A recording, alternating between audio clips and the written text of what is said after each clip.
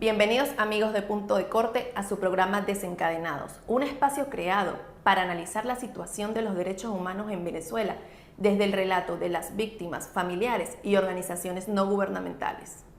Los familiares de los militares detenidos por causas políticas en Ramo Verde han denunciado durante los últimos días que tienen un año sin poder visitar a sus parientes. Por lo cual, en esta oportunidad vamos a conversar sobre la situación de las cárceles militares en Venezuela. En esta oportunidad vamos a conversar con la defensora privada de presos políticos militares y directora ejecutiva de la ONG Justicia Venezolana, Lilia Camejo. Bienvenida. Gracias por la invitación. Empecemos por la situación actual de las cárceles donde permanecen recluidos los presos políticos militares. Bueno, fíjate, aquí en Venezuela hay 3 cárceles militares principalmente, que es Senapromil, que se encuentra en Los Teques, en el estado Miranda, la cárcel de La Pica, en el estado Monagas, y la cárcel de Santa Ana, en el estado Táchira. Estas dos últimas, si bien tienen... El edificio principal es para presos comunes, La Pica y Santa Ana tienen un anexo exclusivamente para militares. Pero la mayor cantidad de militares presos políticos por esta razón se encuentran básicamente en Ramo Verde. Esa es la que está ubicada en Los Teques. Esa es la que está ubicada en Los Teques. Ahorita, me imagino que ustedes han visto en los últimos días varias denuncias que se han realizado por cuanto ya tenemos un año exacto en que los familiares no han tenido acceso a sus personas que están recluidas en estas cárceles.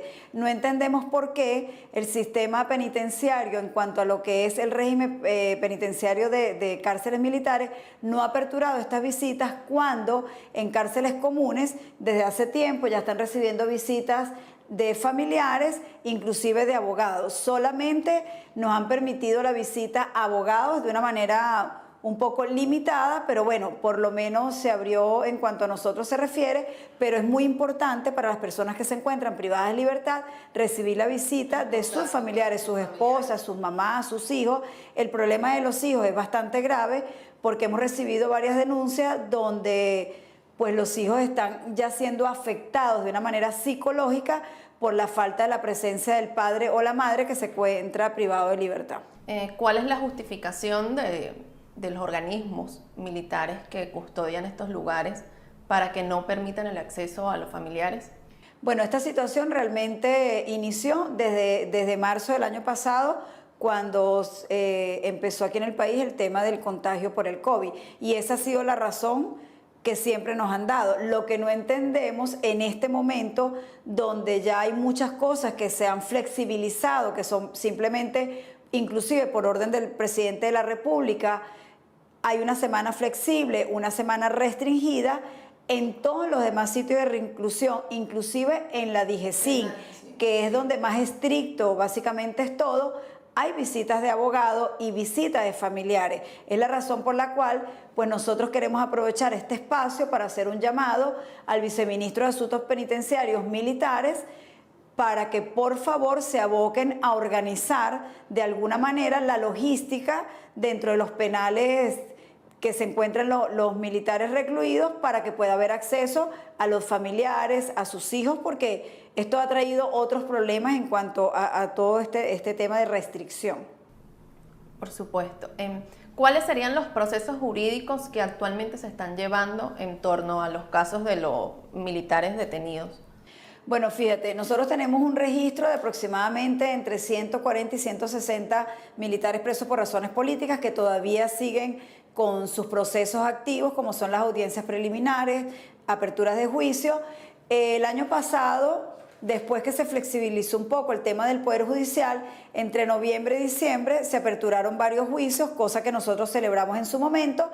Y en este año ya se han iniciado también otras aperturas de juicio, ya está agendado dentro de la Corte Marcial lo que es audiencias preliminares también. En días pasados también se realizó la audiencia del caso Operación Libertad por el 30 de abril. Se culminó la audiencia preliminar en este caso en uno de los grupos que ya se había llevado a cabo el año pasado, pero que estuvo paralizada durante un año hasta el lunes que se culminó la audiencia preliminar y ya se ordenó el pase a juicio.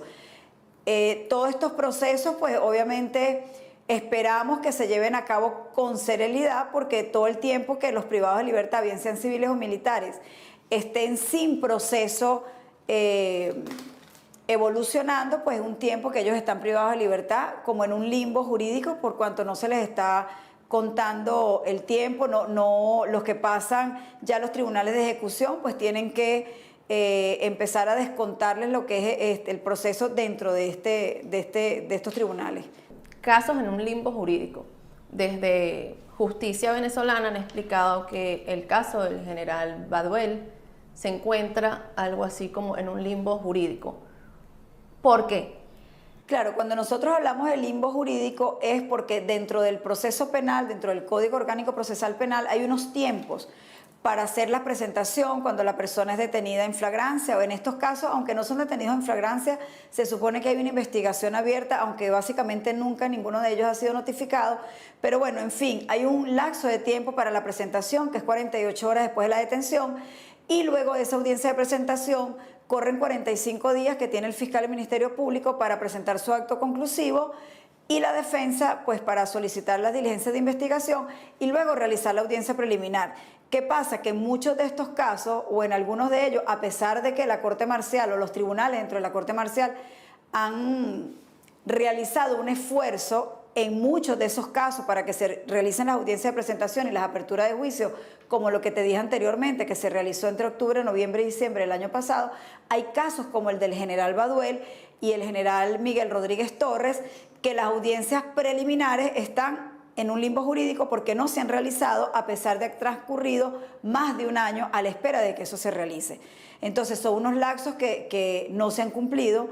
Obviamente desconocemos las razones por las cuales no se ha llevado a cabo, pero deben hacer el esfuerzo en que estas audiencias que están pendientes con esos lapsos de tiempo tan largos, pues obviamente se realicen y pasen a la siguiente fase. En el caso de las audiencias preliminares debe realizarse, y si el tribunal determina, bien sea la libertad o el sobreseimiento del caso, pues obviamente salen ya ellos en libertad, o si pasan a juicio, bien sea en libertad con medidas cautelares o privados de libertad, pues debe pasar a la siguiente fase. Y esa es la solicitud que nosotros siempre hemos venido haciendo, que se respete el debido proceso. Como te digo, nosotros celebramos lo que se hizo el año pasado, que se trataron de agilizar todos estos juicios que estaban paralizados, uno por un retardo procesal que ya venían sufriendo estos tribunales, bien sea en la Corte Marcial o en la Justicia Penal Ordinaria, en cuanto a los militares que tienen proceso por razones políticas.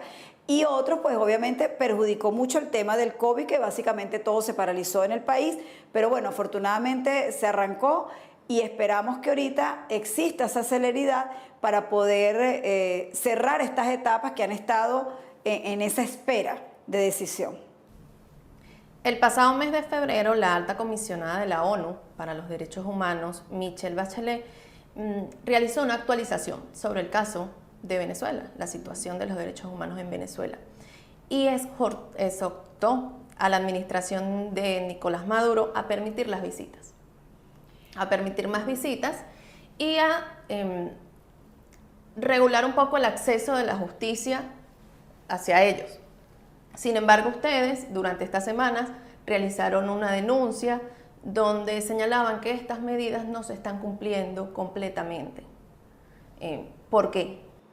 Bueno, nosotros celebramos el esfuerzo que haya hecho la alta comisionada de la ONU y su equipo de trabajo que se encuentra aquí en Venezuela, con quien mantenemos buena relación, pero volvemos a lo mismo. La señora Bachelet informó que estaban regularizadas las visitas, que se había normalizado toda esa situación, y no es cierto, porque hasta el momento, vuelvo y te repito, en lo que son las cárceles militares no ha habido acceso a los familiares, y el acceso a los abogados ha sido con cierta restricción. Entonces ese es el llamado que hacemos, que se regularice las visitas a los familiares, a los presos políticos militares. Las cárceles militares tienen un espacio grande. En el caso de Ramo Verde está en una montaña donde hay canchas deportivas, hay un espacio bastante amplio donde ellos pudiesen organizar por grupos este tipo de visita a los familiares. Obviamente no podrá ir por detenido toda la familia, pero por lo menos un miembro de la familia que pueda tener acceso a su familiar que está preso. Ese es el pedimento que nosotros estamos haciendo desde la semana pasada a raíz del informe de la señora Bachelet, donde dice que esto ya se ha normalizado. ¿Existe hacinamiento en las cárceles donde se encuentran recluidos los militares por causas políticas en Venezuela? Bueno, hacinamiento hay en todo el sistema penitenciario venezolano, bien sea por cárceles de delitos donde están privados de libertad por delitos comunes o en las cárceles donde están los militares presos. Pueden ser por razones políticas o por delitos comunes también, porque recuerda que los militares pueden ser juzgados por delitos comunes o por delitos de lesa humanidad bajo lo que es la norma estipulada en el Código Procesal Penal y bajo el Código de Justicia Militar, pues en lo que son los delitos establecidos allí y son juzgados en los tribunales militares. Pero hacinamiento hay en todos los recintos carcelarios. Inclusive nosotros hemos venido denunciando también que los cuerpos de seguridad, como bien lo sabe todo el país, porque esto no solamente lo denunciamos nosotros, sino diferentes ONG y abogados privados y las diferentes organizaciones que conocen acerca de esto, que los cuerpos de seguridad del Estado no son cárceles para que estas personas permanezcan tanto tiempo en ellos recluidos. Los cuerpos de seguridad del Estado pueden manejar una medida preventiva con unos días muy cortos allí y luego el procesado debe pasar a las diferentes cárceles como tal, porque esto a lo largo del camino trae un problema adicional, que es que cuando las personas son condenadas y permanecen dentro de los cuerpos de seguridad, no gozan de lo que se llama la redención. ¿Qué quiere decir esto? Que si ahí no hay destacamento de trabajo, de estudio, que a ellos en el futuro les puede ir restando los días a los cuales fueron condenados, cuál fue su sentencia condenatoria. Entonces, esto también lo venimos denunciando, como es el caso específico del teniente coronel Idbelmarín Chaparro, que sigue privado de libertad en la DIJESIN desde el momento de su detención, la cual cumplió 3 años el pasado 2 de marzo. Él fue condenado el 17 de diciembre del año pasado y resulta que él no ha sido trasladado a la cárcel de Ramo Verde, Sena Provil, como lo viene ordenando el Tribunal de Control, que llevó lo que fue la audiencia de presentación y la audiencia preliminar, y el Tribunal de Juicio, que sentenció en base a una condena de 7 años y 6 meses, y ellos han irrespetado la orden del Tribunal de Juicio que ordena que él cumpla su condena en la cárcel militar de Ramo Verde. Entonces, fíjate el perjuicio que se le causa al comandante Marín Chaparro, porque él no ha podido tener ni horas de trabajo, horas de redención que le puedan reducir por esta causa su pena. ¿Tiene registros de un número de otros casos que también estén en esta condición, como el del comandante que nos acaba de comentar? Bueno, los militares que hayan sido llevados a juicio y que hayan sido condenados y estén en los cuerpos de seguridad del Estado están en esta misma situación. Yo te hablo del caso del comandante Marín Chaparro porque yo soy abogado en esa causa y conozco el estado de él, estoy autorizada por él y su familia para hacer la denuncia en cuanto a esta situación. Desde Justicia Venezolana han explicado que los juicios de los presos políticos militares son actos nulos debido a la ilegalidad de los tribunales antiterroristas. ¿Por qué? Si le puede explicar a nuestros usuarios de Punto de Corte que hoy nos están viendo, ¿por qué sería esto? Claro, fíjate lo siguiente, nosotros dentro de nuestra organización, nuestro objetivo principal de la organización es el monitoreo de la justicia penal militar en Venezuela. Si bien muchos de los abogados que integramos la organización realizamos defensas privadas, en cuanto al trabajo de la organización como tal, es simplemente el monitoreo de la justicia penal militar, donde obviamente están involucrados militares activos y en reserva activa en algunos casos. Hemos venido observando desde el año pasado, el año antepasado, que se han venido utilizando los tribunales con competencia en delitos relacionados al terrorismo y donde estos militares activos vienen siendo presentados por diferentes causas, por razones políticas. nosotros consideramos que ese juzgamiento de militares activos en la Jurisdicción Especial de Terrorismo es absolutamente ilegal. ¿Por qué? Los militares tienen sus jueces naturales, que son los jueces de los tribunales militares que hacen vida en la Corte Marcial y en los diferentes tribunales militares, obviamente que están por los diferentes estados del país. Entonces, ¿cómo es posible que militares activos estén juzgados por la jurisdicción de terrorismo, por traición a la patria y rebelión, cuando son delitos que están estipulados en el Código Orgánico de Justicia Militar y que sus jueces naturales, igual como pasó en el 2017, que juzgaron más de 700 civiles ante la jurisdicción penal militar, cosa que nosotros también la denunciamos porque no aplicaba el juzgamiento de civiles en tribunales militares y debían pasar a la jurisdicción penal ordinaria, como bien se hizo cuando el fiscal general de la República actual, Tarek William Saad, dentro de las declaraciones que él mismo emitió siendo defensor del pueblo, explicó que los civiles no podían ser juzgados en tribunales militares y migraron, luego que él llegó a tomar el cargo de fiscal general, migraron varios de esos expedientes a la justicia penal ordinaria. Exactamente está pasando lo mismo, pero al revés. El juzgamiento de militares activos en la Jurisdicción Especial de Terrorismo es absolutamente ilegal. Esos procesos son nulos porque los militares deben ser juzgados ante sus jueces naturales que están dentro de la Corte Marcial que hace vida aquí en el país. Entonces, esa es la denuncia que nosotros hemos venido haciendo y hemos solicitado que esos expedientes y esos procesos se revisen, porque no pueden ser juzgados por rebelión, traición a la patria cuando eso está estipulado en el Código de Justicia Militar.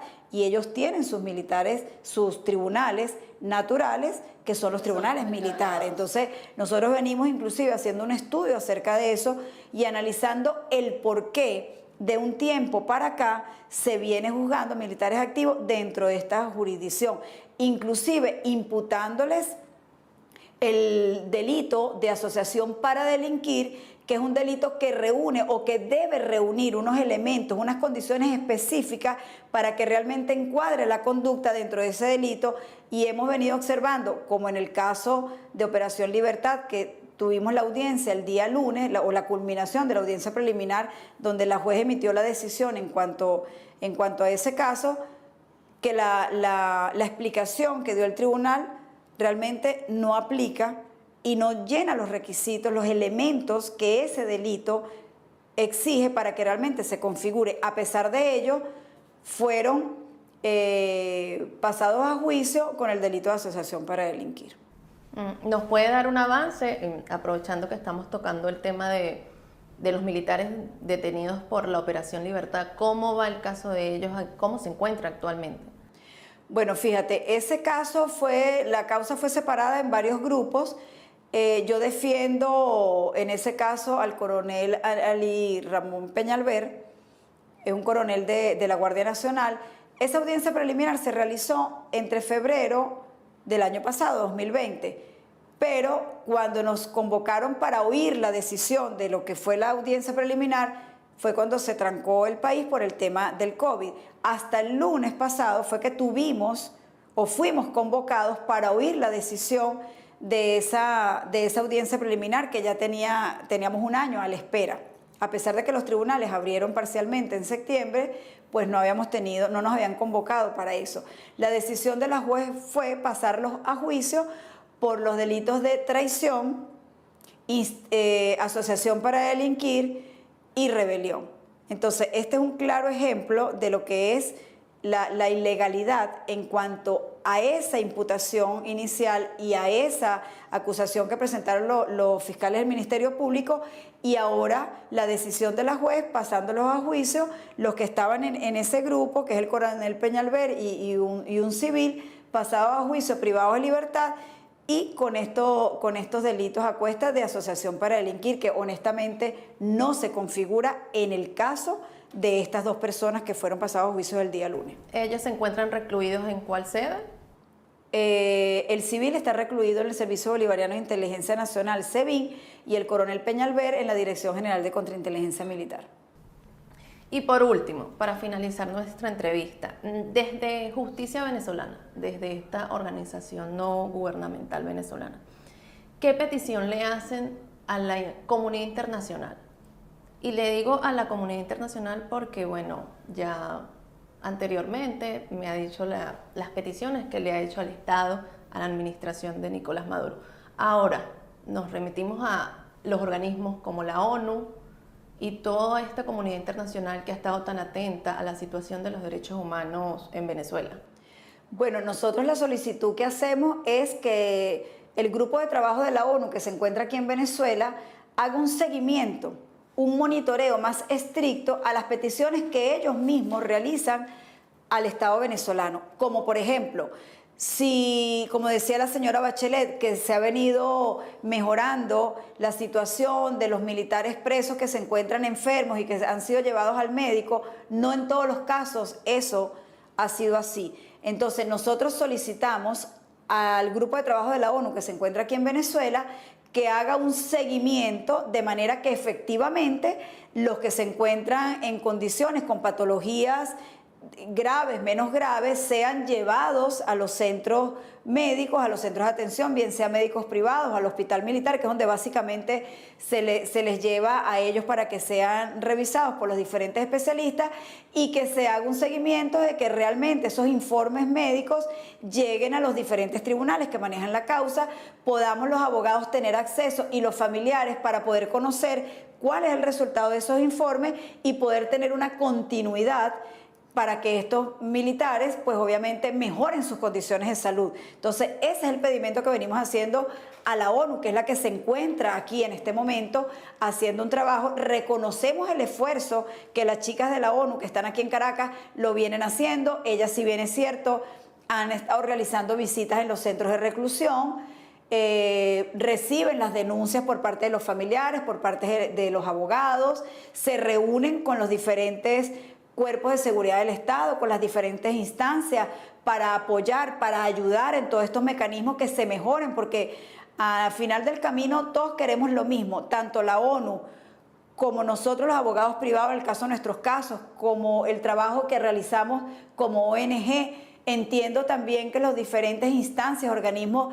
del Estado, pues obviamente han hecho este convenio con la ONU para poder mejorar y poder fortalecer las debilidades que sabemos todos que existen, pues todo esto se lleve a cabo en beneficio de las personas que están realmente perjudicadas, que son los privados de libertad. En el caso nuestro, abogamos siempre por los militares privados de libertad por razones políticas, porque es el trabajo que venimos realizando en el monitoreo de esta justicia para que mejore. Igualmente hemos venido ofreciendo nuestro apoyo y solicitando que se conformen mesas de trabajo y nosotras poder aportar dentro del poco o mucho conocimiento que tengamos con mucha humildad dentro de lo que es la justicia penal militar para que esto realmente mejore y se fortalezcan las partes donde hay debilidad dentro de lo que es. Ahorita se está redactando el Código de Justicia Militar, se está redactando la reforma del Código Penal y nosotras consideramos que por la experiencia que tenemos allí, pues podemos hacer unos aportes positivos